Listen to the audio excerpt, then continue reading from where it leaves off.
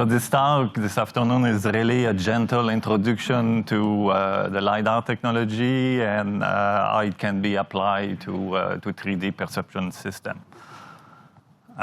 So a LiDAR is basically just a laser scanner. So we'll look at, in the first part of this presentation, we'll look at the basic principle behind LiDAR. I will introduce what I call the taxonomy of LiDAR, and interestingly, you will see that even if it's a relatively simple technology, there's a variety of possible design for LiDAR, so we'll look at them.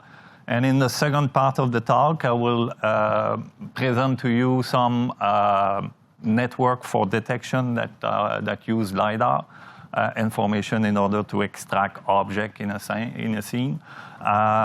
Obviously, it will be just an overview, but that will give you an idea of what's the state of the art in terms of 3D detection using LiDAR.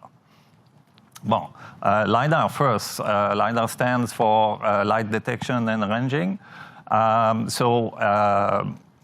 Light, to be more accurate, it's a laser light that is used with LiDAR.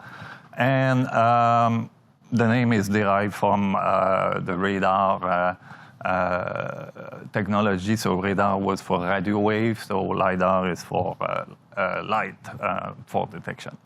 And all these active sensors like LiDAR, radar, sonar, they are all based on the same principle. So you emit a signal, so that signal will eventually hit an obstacle. The signal will bounce back, and if you have a receiver, you can read that signal, and from that, by analyzing that signal, you'll be able to extract some useful information about the obstacle, in particular the distance to the obstacle.